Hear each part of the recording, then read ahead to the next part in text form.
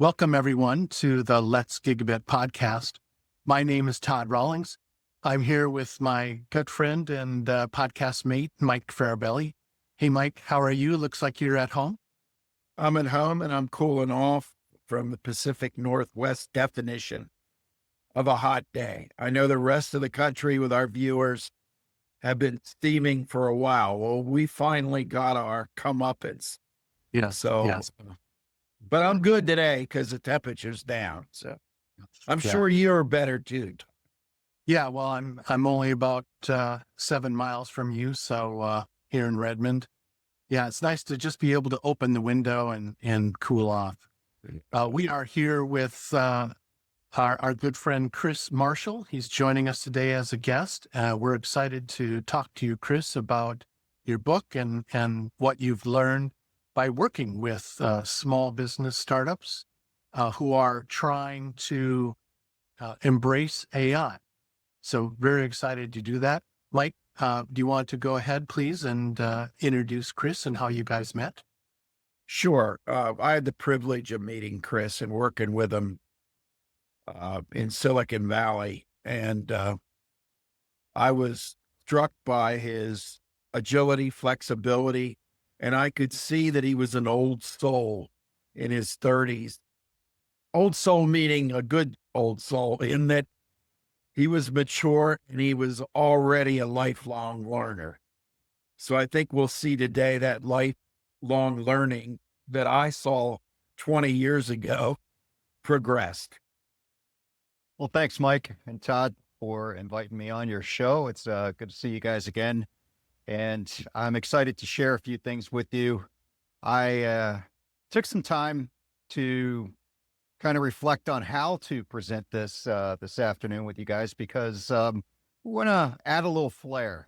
The truth is, my books that I'm focused on with AI for small business, they are kind of like reading a cake box, right? So if you can read a cake box and you can make a cake, then you can use AI. That's kind of the baseline of how I work with small, medium business folks who are otherwise intimidated by artificial intelligence and how to use it, because they see it on the television every day that they're losing ground to their competition, et cetera, et cetera.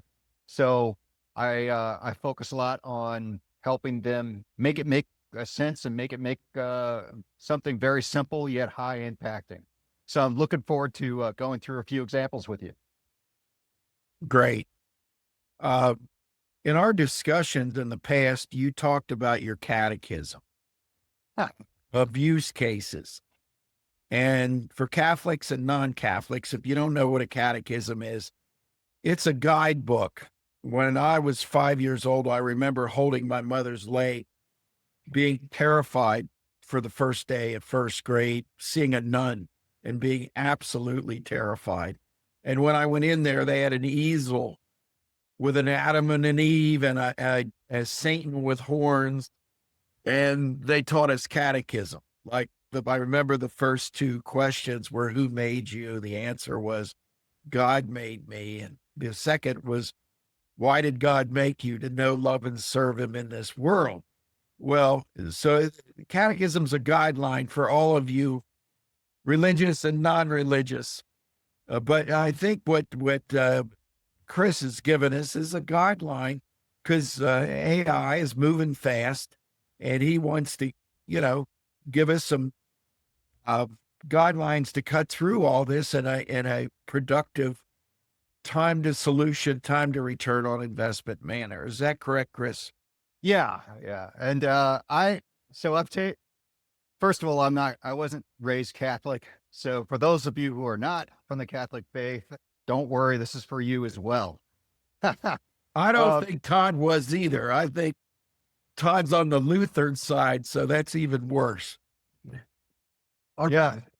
So this is for everyone. So I've taken that idea of the catechism, which my definition is that is the original FAQ guide, right? If you think about it, right? So yes, way back then, that was your FAQ. So taking that to another extreme for having a little bit of fun with AI I also added a little dash of our friend George Heilmeyer's catechism on how he went about filtering out what good projects were and what weren't when he was at Belcourt, right? So what I've done is made it very simple based on those principles. And I've structured this into the things that business people today should never be doing anymore because AI can do it for them. So I'll give you an example, right? First example might be that a small business person should never be giving quotes or proposals. You just don't do that anymore. You can let AI do that for you. And so the idea is you get the right application to capture all the customer inputs and needs, like what their requirements document is from our old days in the tech sector. And then you actually have other tools, including ChatGPT, for example, crank through that based on the prompts that you've given it in order to produce a very professional proposal back to the client so they can make an informed decision. But what that means to the business owner is they don't need to be doing that, and they shouldn't be doing that. They should be doing something else with their time. So So, time out. yes, sir. Shouldn't they be human in the loop, at least reviewing that? Absolutely. That's right. So once you do your TQM, then it's going to come to a point where you're going to have that level of trust, right? Yeah, the reason I bring that up is I do deal with some small businesses too, and at least 50% of them are scrambling every so many weeks to make payroll. Yes. They literally are scrambling, at least half of them. Yeah. So the thought of them just putting out pricing without them even seeing it in that financial stressful situation, that's why I ask you about human in the loop. Well, Mike, the key component here is the setup, right? So if you have a programmatic set of pricing or an algorithm on how you do your pricing, you write your prompt correctly, you're going to be able to put that out with a level of consistency and quality that you're looking for. And as I said, as you go through it, you're going to build trust with your own output. And at some point, you won't need to be checking it, right? Exactly. So that's what TQM is the total quality. total quality management. Okay. All right. Thank you. Yeah. Total quality management. Sorry, I'm dusting off a lot of 3-letter acronyms because, I'm excited. But so that's something that small, medium business folks should not be doing, right? Some other examples might be they should not be actually speaking with customers about giving them answers for questions that come up in a meeting. They don't need to do that. And the reason why they don't need to do that is because of the capabilities that are available in these tools and solutions that, I provide today that has AI working on, let's say 75 to 80% of the answers of basic questions can be automated and sent back to folks in a timely manner, right? All of us sitting here today, we know this, but small, medium business folks, they don't. And so it's a question of sitting down and understanding how do these applications work in conjunction with one another in order to produce the desired outcome that they're looking for. And so, for example, they don't need to be really answering those type of questions, which disrupts the flow of their other work that they're working on. For example, going out and prospecting with other customers, or working with their operations teams to streamline processes, things like this. Because if you set up this automation, which is really where I focus with my clients, is automating these types of time-suck tasks that otherwise stop their flow of thoughts, interrupt their thinking, and then they have to go and put out this fire over here by answering some questions of a prospect who may or may not do business with them, right? But moving up that complexity ladder to have even higher impact, I put together a solution that is really rallying around customer support triage, right? And so this is for businesses that have call centers, businesses that have ticketing systems, and the complexities that are involved with that type of interaction with customers, right? So the key point of this that separates us from a chatbot, for example, chatbot solution, is that this is an omni-channel driven input, meaning all of the touch points that you have from your customer, whether it's a WhatsApp or an email, text message, phone call, etc., all of that is captured and brought in and analyzed and compiled in a manner in which it will deliver value back to the customer, right? And so that's where the complexity lies in that type of solution. But the point is, even small businesses can take advantage of solutions like that.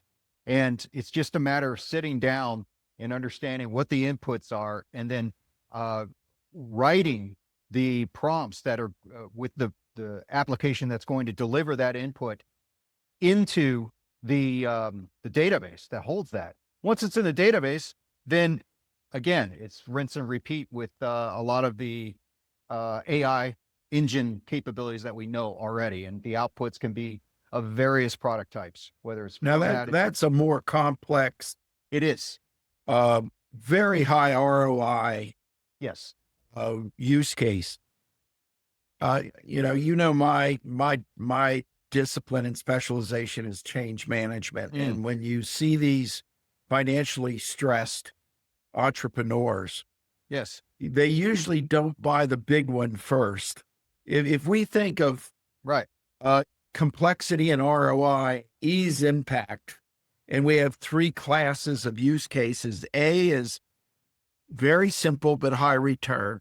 yes, Do them now. B is wait a few months, and C is the one you talked about. The higher complexity, very high ROI one. Do you have an approach mindset wise with these small businessmen? I'm assuming, I could be wrong, you don't start with that support one you gave, that you put your toe in the door, then your foot in the door, then your body in the door with an ABC portfolio of use cases. Just my guess. Well, I actually don't start with any use cases at all. I talk to them about their business and how are they working today. And then the top question I ask them is, what are the top 3 or 4 time suck things that if you could automate them, you'd be healthier, happier, and you'd be doing more business, doing other tasks. And so we focus on that. What are the top things that take up all your time and are chores? What do you not want to do? And we start from there, Mike, because, it's easy to reverse engineer into these solutions, but I want to know what bothers them. What is it? I like that. I was guilty of a solution push bias, and you're starting with what's challenging them, which is far better. And I assume that's tenet 1 of your catechism. Start with the business problem. What are your other tenets of the catechism? Well, I guess if we were going to go through similarly, it would be about, how do you do it today? And then we look at how it is done by their industry peers or competitors, right?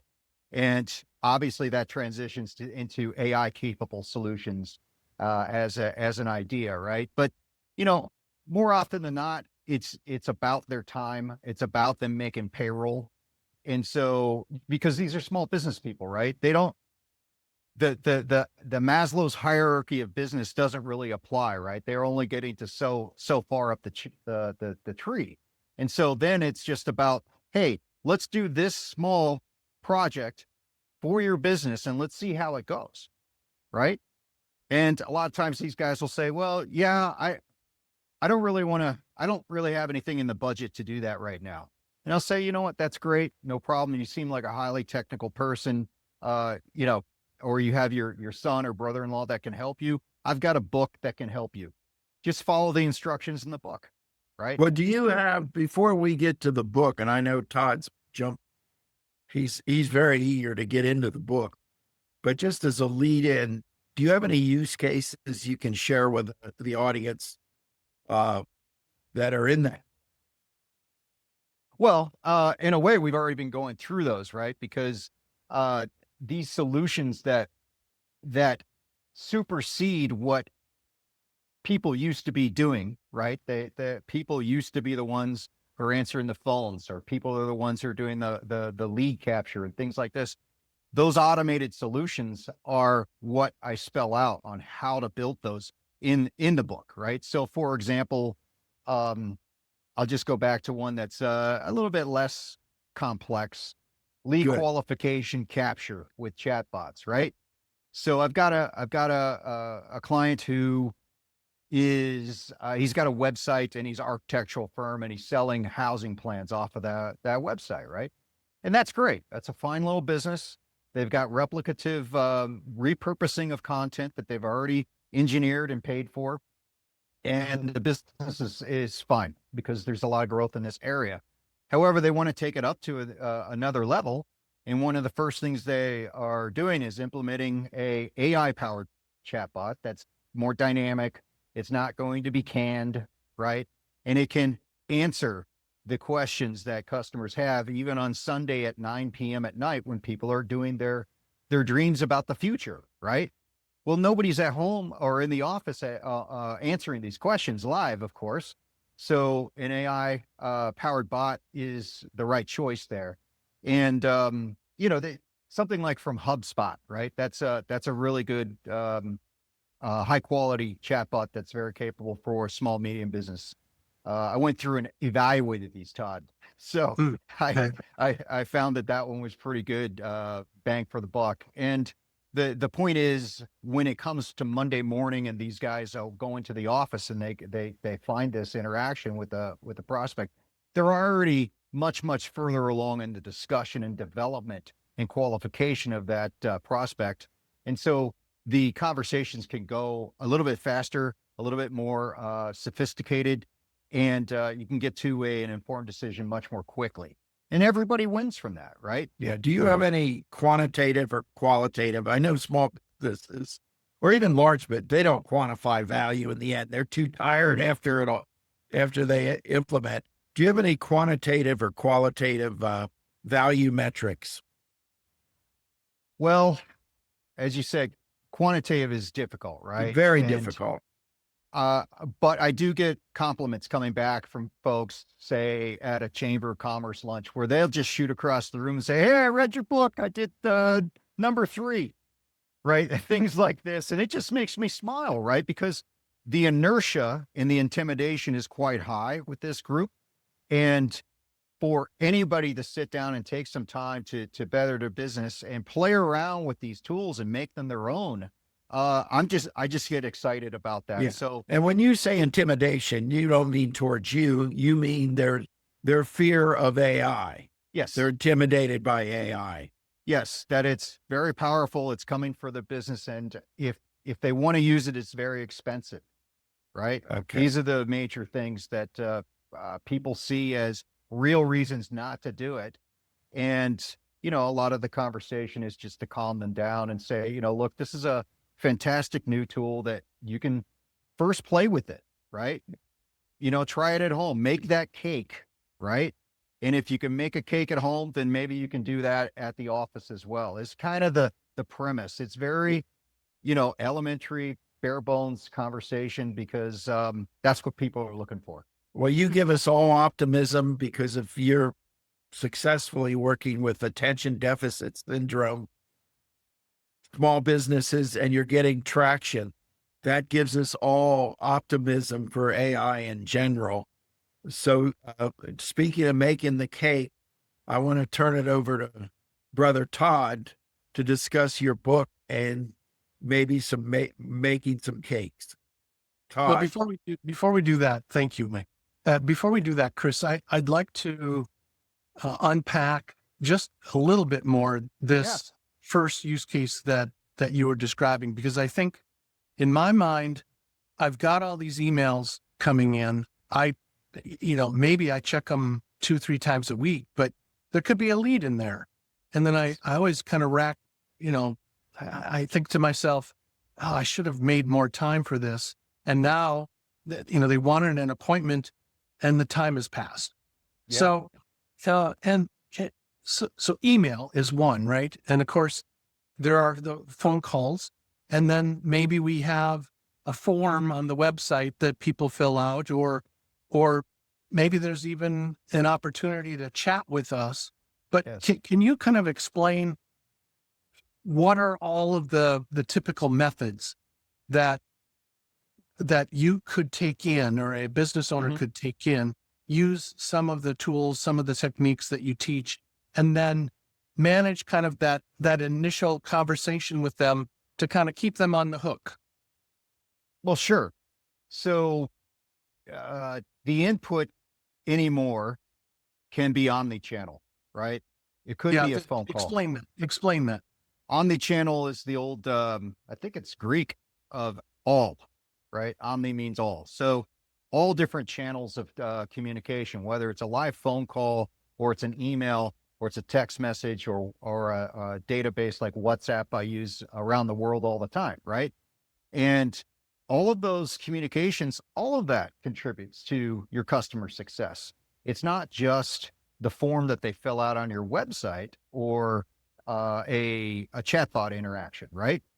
And Right. so how that can work, for example, Google Work Studio, it is able to compile all of this by customer, and then it's subfiled by date and interaction, and it'll analyze each interaction and actually give you a breakdown of what those are. So when you look at it on Monday, when you walk into your office and turn everything on, you can quickly analyze that.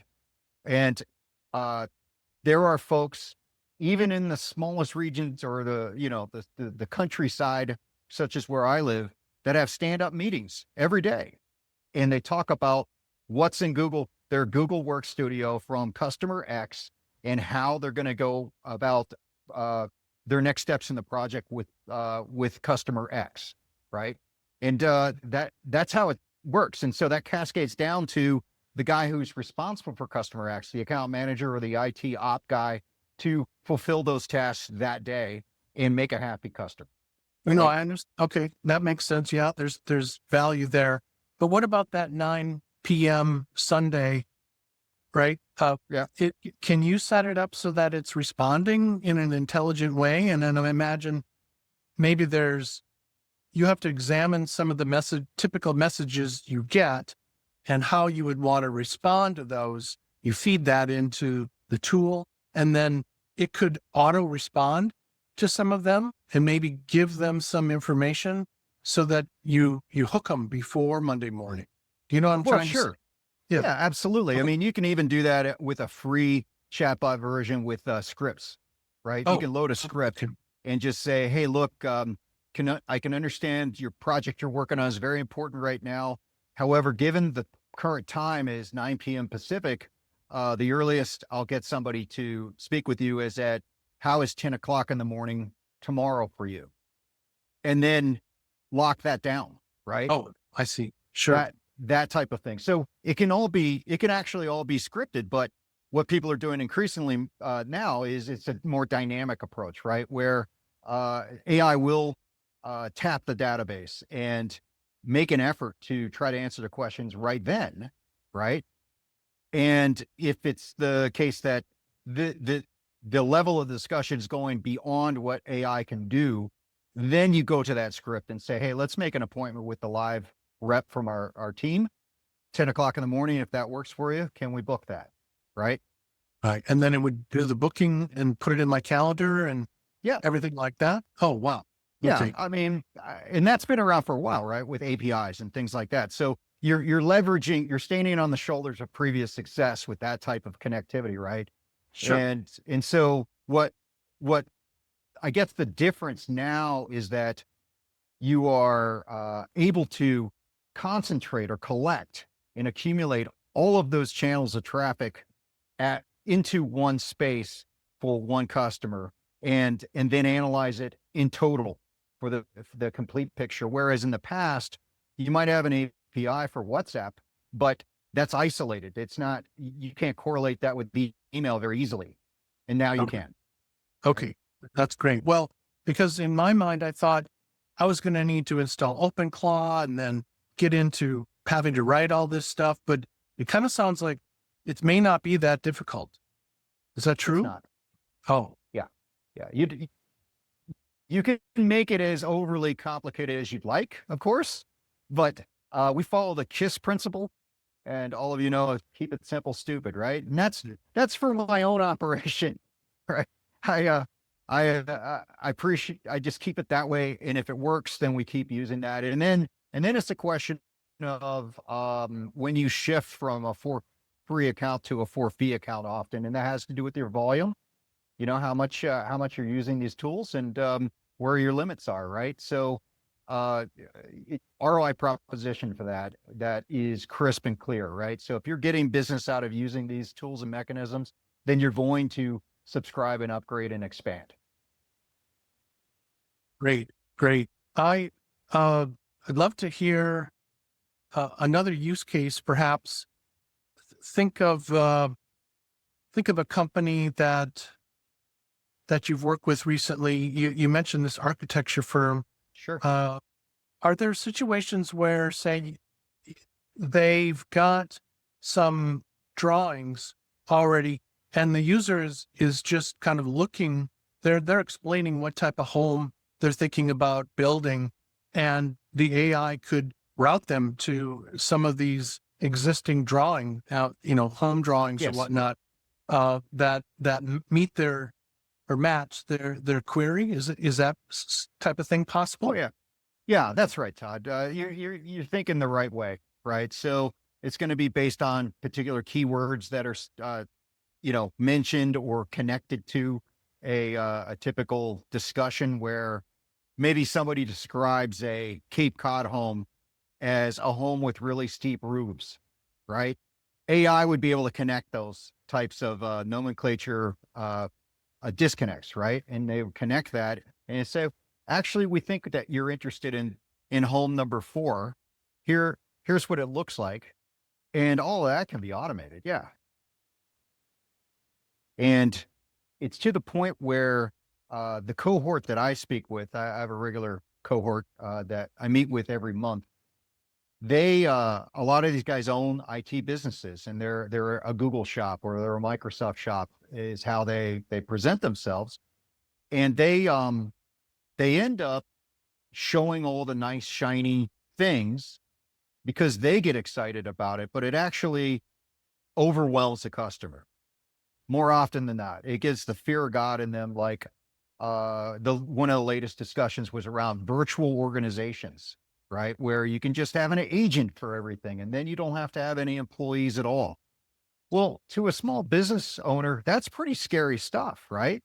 Because what if they lose control of their business, right? I mean, their imagination goes a little wild. And so when they talk to me, I kind of bring it much more back down to practical and keep it grounded, where yes, there are capabilities that are very advanced and you can do a virtual organization, but you don't need to do that, right? What you need is more revenue, right? What you need is more time for you to do strategic thinking.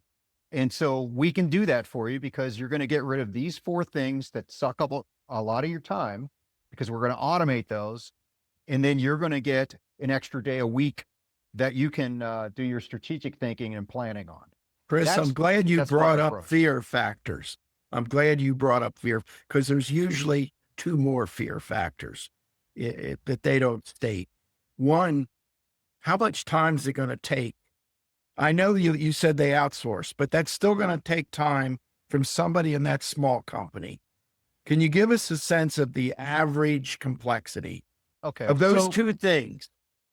So the first 10 use cases that I built are really to keep things simple. And most people who are pretty good with AI, they can knock a solution out over a weekend with plenty of time to spare, right? You're telling me that a part-time small business employee in the low complexity area can knock one of these out in a weekend if they take the time to do it. Yeah. Well, take the average, the real case of a ADD business. Right. Do they need a half a head? We're talking medium complexity. Is it a month to interoperate with those tools and test them? right? Give the audience a sense. Give us a sense of. Well, the We're truth is, while it could be done in a weekend, it doesn't happen that way. Okay, so I'm looking for just an estimate of the truth. So the truth is, they end more often than not, people will say, "Hey, I started reading your book, but I couldn't find time to do it. Can you just do it for me?" So let's say that you hire me, right? Right. You're the business owner. You say, "Chris, go get it done. I don't have time to do this." So I go, I take care of it 2, 3 days. I come back to you and I say, "Let's go through this." Right. And then they're like, "Well, it's not really working the way I wanted to. I had my brother-in-law test it out and this broke." So then we go back and fix a few things, probably improve the prompts and things like that. That's what I mean by the engagement, right? So yeah, but your point is it's not a lot. These are not as burdensome as people think. Well, that's Head right. count. That's what I mean by just you read the instructions on the cake box and you make the cake, right? And then we do that. They see they see it, they enjoy it, they like it, they want to do more, right? Is how that works. It's not about me or you or how good you are at AI. It's about getting the task automated. Yeah. It's about creating that free time to do more business. That's keeping the eye on the ball. That's right. Well, what I hear you saying, it's like 4 hours of work for a week or two to get Sure. up and running for the small business. And for the low complexity projects, Mike. And you'll get high productivity in a month when all the bunks, you'll have high productivity in time to solution on that side. So that's what I understand. If we correct me if I'm wrong. No, I think for the only wrinkle I would say is for the low complexity use cases. So for example, one of the use cases we talked about early was the one about the customer triage, the ticketing system. That's a pretty high complexity. Oh yeah, no, I completely agree. Mm-hmm. That's weeks. I was just trying to get the toe in the door and the average. Because remember, the biggest part with small business is jump starting them, getting them out of neutral. No, I get it with those high complexity re-engineering deals. That's a horse of a different color. You talked early about identifying those things that are the biggest time sucks.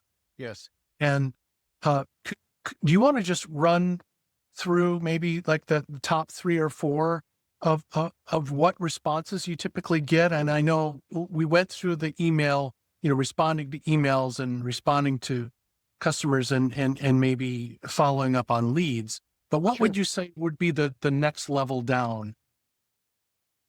Well, it's all based on customer interaction, your client prospect interaction, where you might ask them, what are the things that you end up doing on Sunday afternoon while you should be, watching your kids or something? And, often one of the most popular use cases that comes up is about social media posting, right? People realize, like, I'm working with a real estate agent right now. She realizes that that's very important to her business, but she's not doing it. And so they have this sense of guilt almost that they're not getting it done, right? So, we focus on automating that. So that's probably the number one use case that people are working on. And you can expand that to the second use case, which was newsletter creation. It's similar to posting, but it's a much more expanded document, typically in terms of deliverable, and the distribution is going to be different, right? And so it just depends on that intention of that organization, right? So, no, that's great. That's great. And then just pulling the thread on those a little bit. Yeah. They work with you. You help them automate. Do they get their Sundays back? Do you Definitely. Yeah. Okay. Definitely. So what happens is when people crack open my book, there's 2 sections to the book, Todd. One is basically how to use this book, right? And it's a scene setter. It explains who should be using this book, who shouldn't, and how it was derived, right? So there's a set of criteria in it in terms of the types of use cases that are in here are very low complexity, high impact is really the starting point. We're looking for things that are free or low cost. They're easy to integrate, right? Even for novices, they can support multi-platforms because, if you're not a Google user, then you can use something else, right? Minimum setup is another key criteria, right? Because people are afraid of the complexity if they're not in IT themselves, right? And then things that are actually proven reliable, right? These solutions have already been used again and again, right? So they're not reinventing the wheel; they're using another wheel that's already been invented, right? And so then I take it to another level that's deeper. I talk about the different applications that I've evaluated and which ones I think really work well. And those are, Todd, those are what I refer to when I'm talking about Lego bricks. The applications are what connects the whole thing. It's a connection of snap together applications that deliver the desired outcome, right? And so then in section 2 of the book, the actual solutions themselves, it's basically laid out in terms of the types of the Lego bricks and how they go together in terms of like a flow chart. That'd be the best way to describe it, right?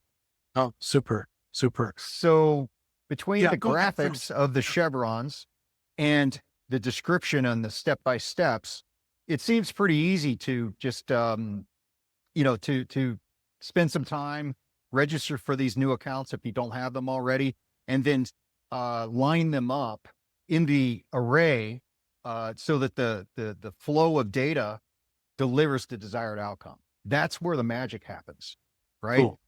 And then And if they have a problem that's not in the book, or they get stuck along the way, then what do you recommend for those users? they just contact me, Okay. right? Yeah. It's if I'm not available, then I have other folks on the team that can take care of it. A lot when that happens, it typically turns into the conversation that I was mentioning to Mike, which was, can you just do it for me, right? And so that happens a lot. Other times it's just a training session, which is perfectly okay. And there's no additional charge to that, right? They've already bought the book. I want them to be happy customers. And so that's a great way to make a positive impact on not only their business, but the entire community, because they're going to talk about it. Right. Yeah, absolutely. Mm-hmm. I've just got one more thing. As AI gets better and better at reasoning, at intelligence, at being able to do more of these types of things for people, what skills do you think are going to be the most valuable for these human leaders who need to be in the loop? I think Thinking Fast and Thinking Slow is the book that comes to mind when I hear this question, right? Because most people are firefighters when the truth comes down to it, and small business people are the best firefighters, right? That's what they do.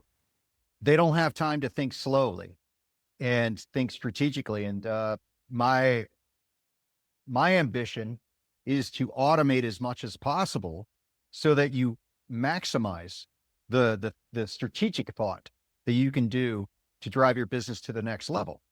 And talk is cheap, right? You've got to start stepping in the right direction to make that into a reality. And this was this book that I published is the lowest common denominator I could think of to put people on the right track in order to get on that automation train and see the results. Because once you have a positive experience, you'll want to do more of it, right? And then they will get that Sunday back to do that strategic thought and figure out how best to serve their own customers and their community. And that's the big picture. I love it. And how do they get your book? Well, we'll have it all in the show notes. But Okay, Chris, great. yeah. Great. And then the final question of the catechism is, do you have a call to action statement for the small business people, the leaders? I do.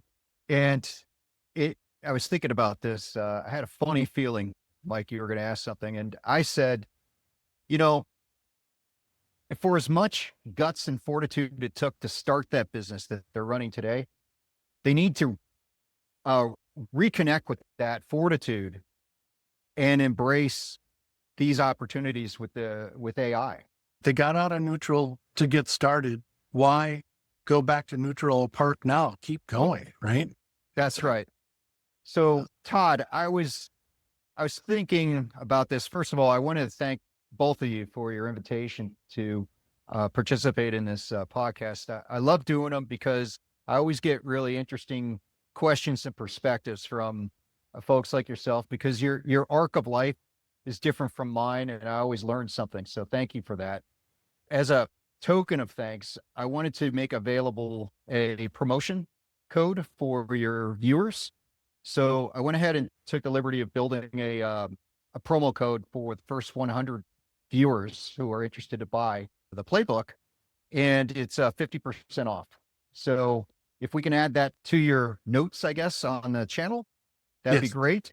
Yeah, absolutely. Anyone who posts something here will make sure that the information gets over to Chris. So wonderful. Well, thank you, Chris. This was exciting. I'm so happy that you're able to help these small business owners to start to utilize AI to free up their time, to allow them, as Mike said, to become more strategic, but also to just be human, right? And spend more time with their families, because we know how much people are having to work now late at night, over the weekends, and so on. So get back some of your time. Let AI do the work, right? That's right. That's right. All right. All right. Thanks a lot, gentlemen. Thanks, guys. We'll see you guys next time. Yeah. Bye-bye. Bye-bye. Well, if you've made it this far, thank you. And we consider you all a podcast mate. Like we said, we'll leave notes below for the book. And if you like what you see, please leave a like and a comment. If you've got questions for Chris, again, please put them in the notes as well. Leave a message. And until next time, we'll see you later.